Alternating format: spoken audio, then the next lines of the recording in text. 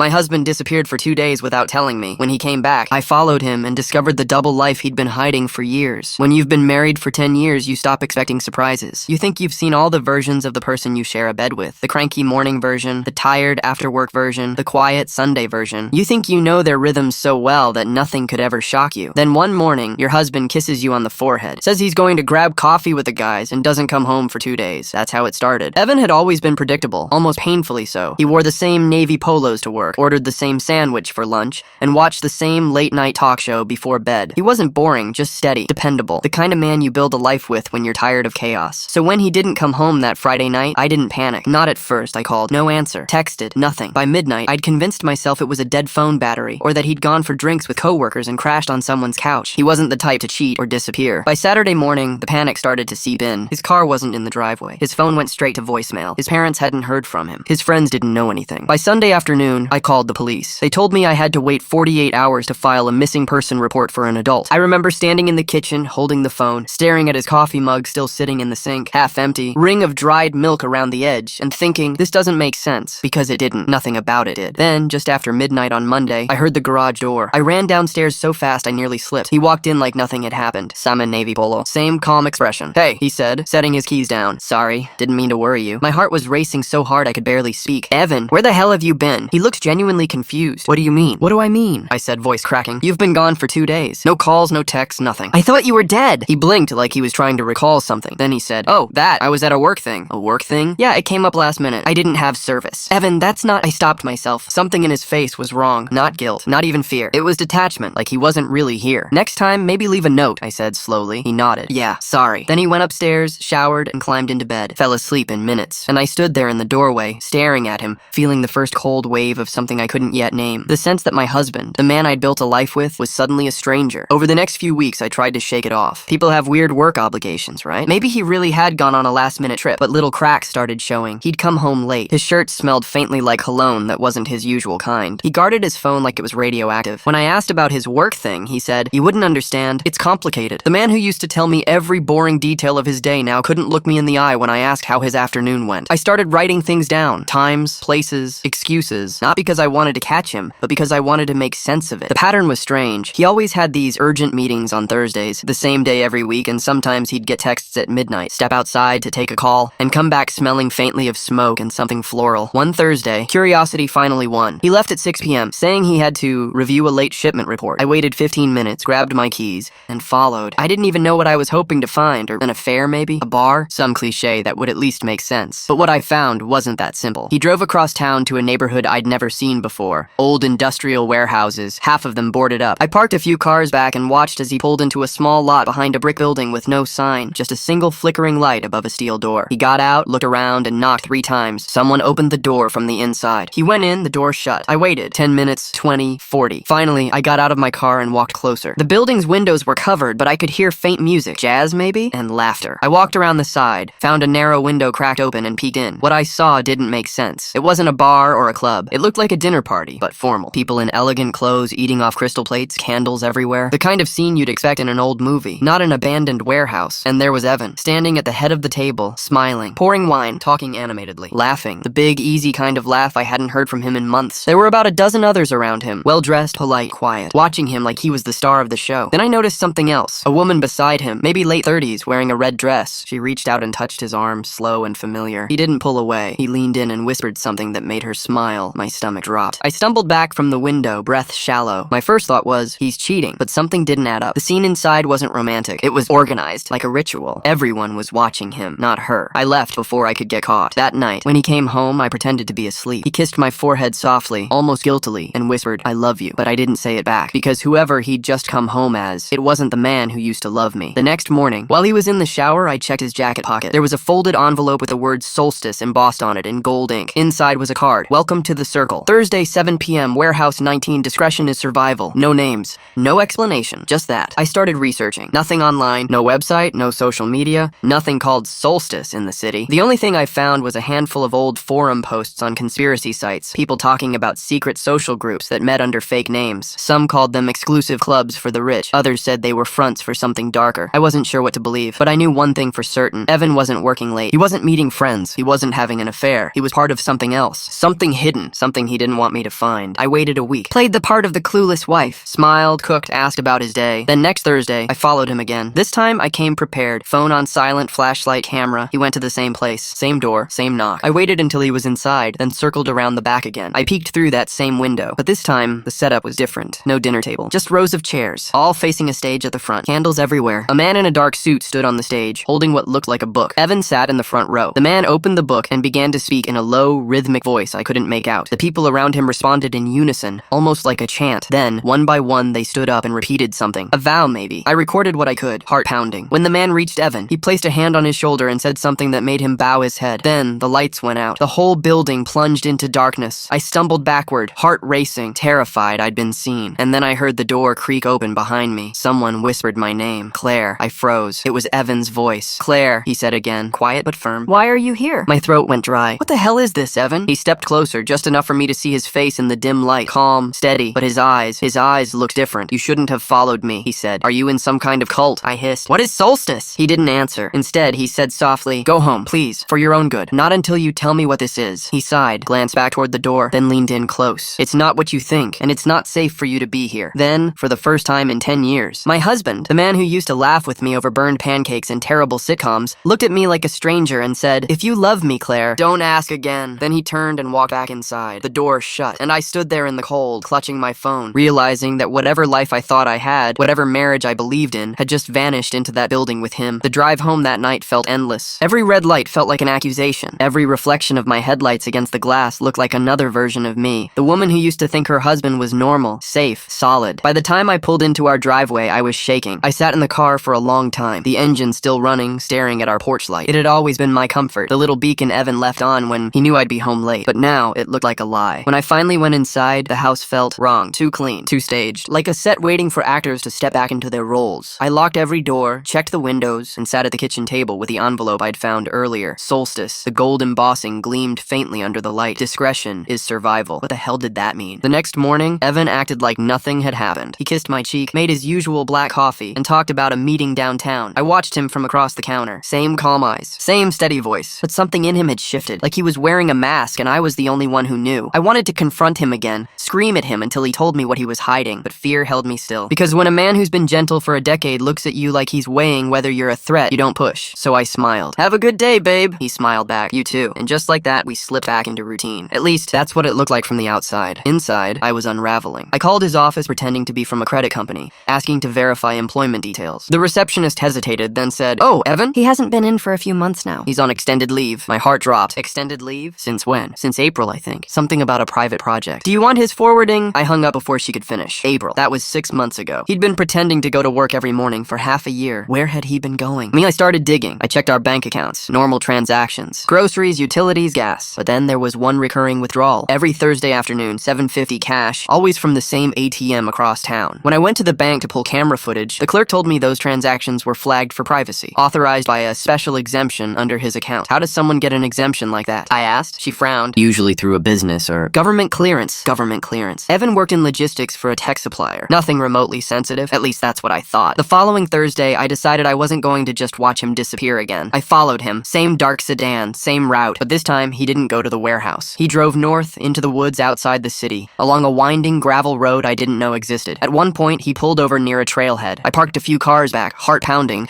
and watched as he got out, locked his car, and disappeared down the path. I waited 5 minutes, then followed. The woods were quiet. Too quiet. No wind, no birds, just the crunch of my shoes against the dirt. After about 10 minutes, I saw him, through the trees, standing near what looked like an old cabin, but it wasn't abandoned. There were lights glowing faintly through the cracks in the boards, and smoke curling up from a metal chimney. He knocked 3 times, same rhythm as the warehouse door. The door opened. He stepped inside. I crept closer until I could hear voices. New recruit. Initiation complete. The next phase begins soon. Then a woman's voice. Calm, low, familiar. The same woman from the warehouse. We'll need her cooperation, Evan. She's already suspicious. My blood ran cold. Evan said something I couldn't make out. The woman laughed. Then I heard her say, you can't protect her forever. I stepped back, heart hammering so loud I was sure they'd hear it. My heel hit a branch. Snap. The voices stopped. Then Evan's voice. Wait, did you hear that? I ran. Branches whipped my face as I tore down the trail, lungs burning. Behind me, I heard footsteps. Claire, he shouted. Stop! I didn't. I burst through the trees, jumped into my car, slammed the door, and locked it. He appeared seconds later,